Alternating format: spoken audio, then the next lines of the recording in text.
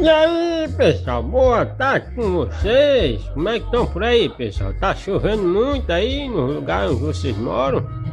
Bom, pessoal, hoje eu tô aqui só pra mostrar um pouquinho do meu som pra esses críticos aí, né, pessoal? Que o pessoal tem mania de criticar, falar mal das coisas.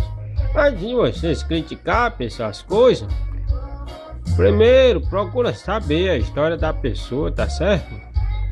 Para vocês não criticarem as pessoas falando coisas que vocês pensam, quando na realidade não é o que acontece, não é o que existe, certo? Isso só pode estar existindo na cabeça de vocês, tá certo? Eu tô aqui para incentivar treta com ninguém, tá certo? Mas antes de vocês criticar, apontar o dedo para alguém, verifique se não tem quatro apontando para vocês, tá bom? Então vamos lá, pessoal, vamos dar uma musicazinha aqui para nós rolar, que é o que é mais interessante, né? Do que ficar dando atenção para esse pessoal que gosta de criticar. Bom, pessoal, escutem a música com fone de ouvido, tá certo? Para que vocês possam estar extraindo o máximo de qualidade do som. E depois vocês digam aí como que ficou o áudio para mim, o que precisa ser melhorado. Eu tô com os projetos novos, tá certo? E quanto mais pessoas deixarem na descrição do vídeo o que precisa ser melhorado e o que falta para ter um som, para ter alguma coisa a mais no som, tá certo, pessoal? Para mim está ótimo, mas tem muitas pessoas que criticam, e sempre quando alguém tem uma opinião que pode favorecer, uma opinião que pode dar uma mudança, dar um brilho a mais no som, agradeço, tá, pessoal? Então vamos lá, vamos mudar aqui a música aqui, vamos dar um gásinho, né?